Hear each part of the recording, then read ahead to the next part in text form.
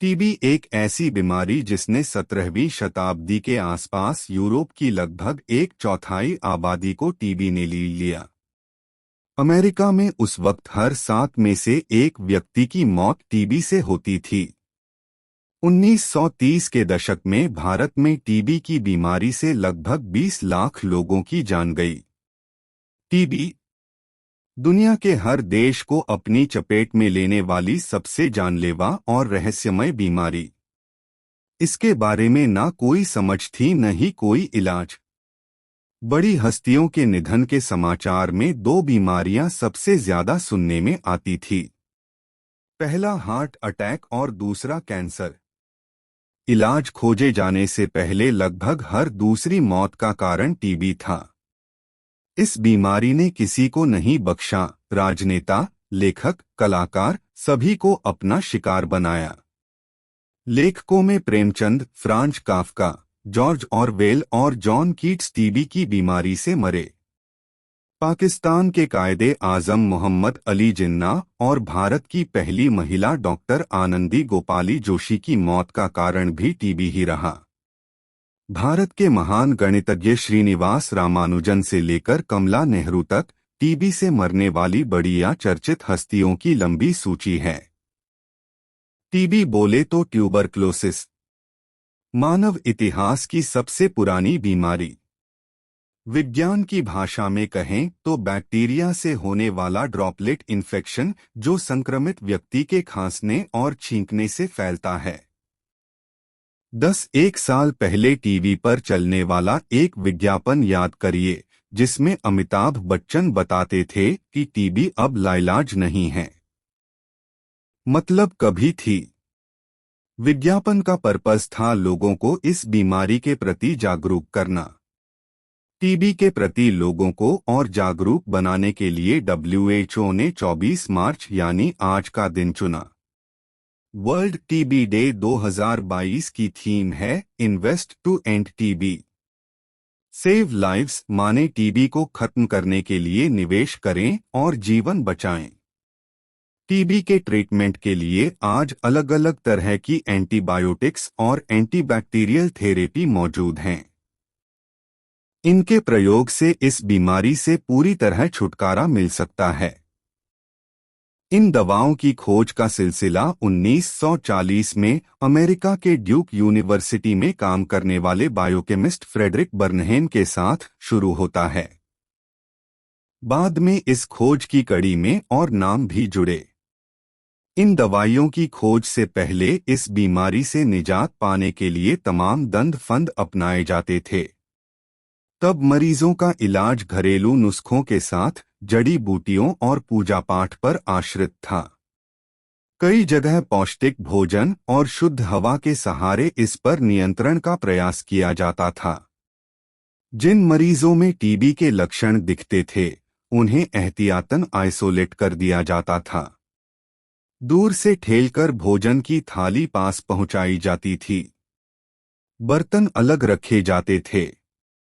मरीज के कपड़ों को या तो पानी में उबाला जाता था या जला दिया जाता था। टीबी से मरने वाले मरीजों के अंतिम संस्कार में भी बहुत सावधानी बरती जाती थी। ऐसे मरीजों के अंतिम संस्कार में ज्यादा लोग नहीं शामिल होते थे। कारण एक ही था, बीमारी के फैलने का डर। टीबी को क्षय रोग, तपेदिक और यक्ष्मा के नाम से भी जाना जाता है। संक्रमण के लिए जिम्मेदार इस बैक्टीरिया का नाम है माइकोबैक्टीरियम ट्यूबरक्लोसिस। इसकी खोज करने वाले थे डॉक्टर रॉबर्ट कोच। 24 मार्च 1882 में उन्होंने संक्रमण फैलाने वाले इस बैक्टीरिया का पता लगाया। डॉक्टर कोच की खोज के सम्मान में ही 24 मार्च को वर्ल्ड टीबी डे मनाया जाता है। उनकी थ्योरी के बाद टीबी पर औपचारिक ढंग से शोध कार्य शुरू हुआ। किसी भी बीमारी के बीच कड़ी स्थापित करने के संबंध में कोच के नियम आज भी उतने ही प्रासंगिक हैं। 1905 में इसके लिए उन्हें नोबेल पुरस्कार भी मिला था। अलग अलग कालखंड में इस बीमारी के तरह तरह के नामकरण किए गए। प्राचीन ग्रीस में इसे थिसिस, रोम में टैब और हिब्रू में स्केफेट कहा जाता था। 1700 के दशक में टीबी से पीड़ित रोगियों के पीलेपन को देख इसे व्हाइट प्लेग का नाम भी दिया गया। 1834 में जर्मन शोधकर्ता डॉक्टर जोहान शोनेलिन ने इस बीमारी के लिए ट्यूबरक्लोसिस शब्द गढ़ा। टीबी का ये बैक्टीरिया आमतौर पर फेफड़ों पर अटैक करता है, पर शरीर के बाकी अंग इससे सुरक्षित हैं, ऐसा भी नहीं है। फेफड़ों के अलावा ये बैक्टीरिया किडनी, रीढ़ की हड्डी, मस्तिष्क और महिलाओं में गर्भाशय को भी संक्रमित करता है। टीबी के बैक्टीरिया से संक्रमित होने और एक्टिव टीबी होने में अंतर है। मेडिकल साइंस में टीबी के 3 स्टेज बताए गए हैं। भीतर तेजी से मल्टीप्लाई होता है और एक एक करके अंगों को डैमेज करता है। दूसरा है मिलियरी टीबी। माइली टीबी में बैक्टीरिया ब्लड स्ट्रीम में एंटर कर जाते हैं और एक साथ कई अंगों को बहुत जल्दी प्रभावित करते हैं। इसे टीबी का सबसे घातक फेज माना जाता है। तीसरा है लेटेंट यानी सुप्त टीबी। ऐसा तब होता है जब किसी व्यक्ति के शरीर में टीबी के बैक्टीरिया मौजूद तो होते हैं, लेकिन उनमें संक्रमण के लक्षण नहीं दिखते।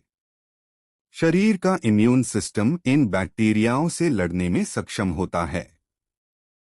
ट्यूबरक्लोसिस का ये बैक्टीरिया उतना ही पुराना है जितनी आदम जात की उम्र। कई अनुमानों में इसे मानव जाति के इतिहास से भी पुराना माना जाता है।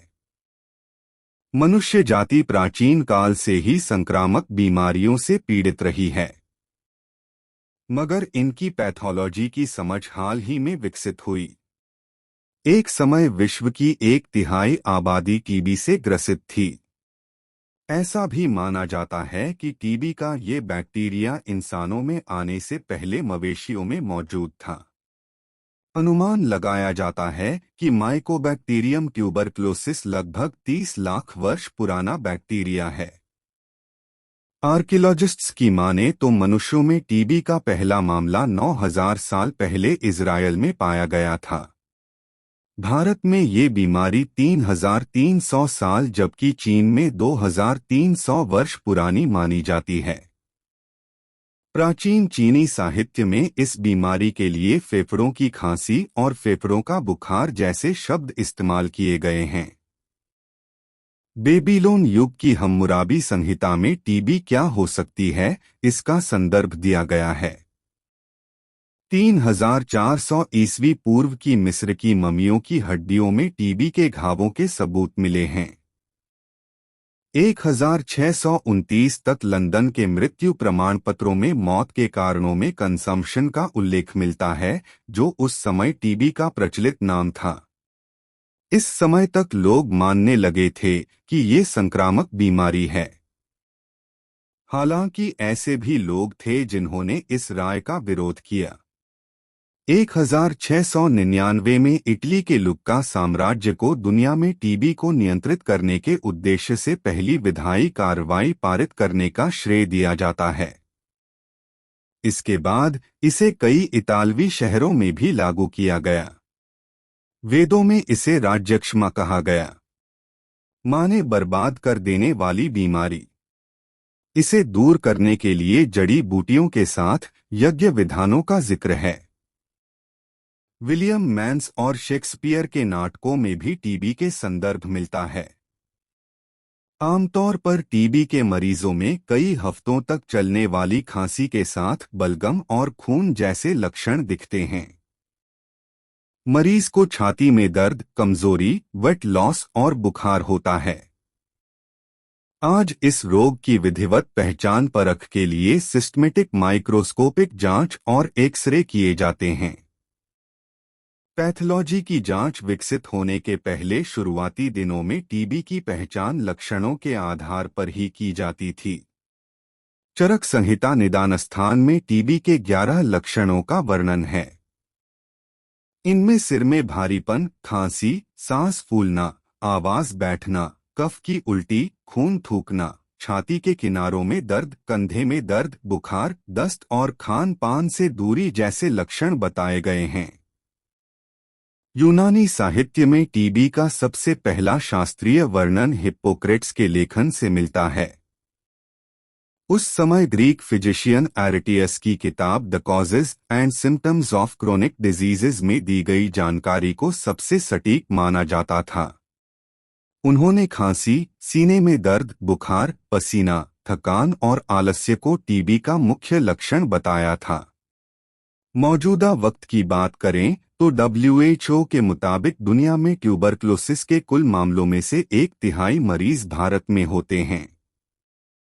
विश्व स्वास्थ्य संगठन के आंकड़ों के अनुसार साल 2019 में भारत में लगभग 1 करोड़ लोग टीबी से बीमार पड़े। फिलहाल उसने इन आंकड़ों को स्थिर माना है। संस्था के मुताबिक दुनिया की लगभग 1/4 आबादी में आज भी टीबी का बैक्टीरिया निष्क्रिय रूप से मौजूद हैं। भारत में टीबी की जांच और इलाज दोनों निःशुल्क हैं। टीबी के ज्यादातर मामले एंटीबायोटिक दवाओं से ठीक हो जाते हैं। बस थोड़ा वक्त लगता है। इसका इलाज इस पर निर्भर करता है कि मरीज को किस तरह का ट्यूबरक्लोसिस है। आमतौर पर इसकी दवा 6 से 9 महीने तक चलती है। अमिताभ बच्चन का डायलॉग दोहराएं तो टीबी का इलाज पूरी तरह मुमकिन है। बस जरूरी है इलाज के दौरान एहतियात बरतने की।